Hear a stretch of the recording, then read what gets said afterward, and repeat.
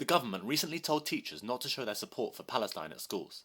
Let me explain why I think this was the right thing to do and why the same principle should apply to teachers showing support for Israel or Ukraine.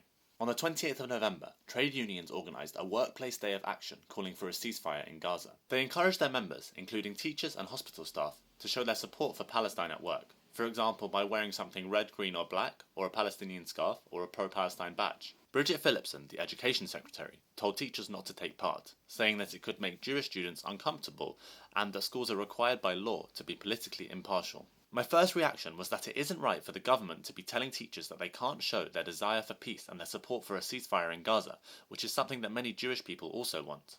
I also wondered whether the government would do the same thing if teachers wanted to show their support for Israel or Ukraine.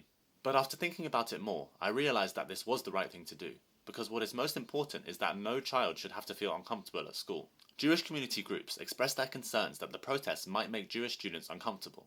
In my opinion, this should be enough to stop teachers from taking part. The same principle should apply in any case where the teacher's actions might upset some of the students. For example, if the Russian community in the UK wanted teachers not to show support for Ukraine because it might make their children uncomfortable, the government should tell teachers not to do this.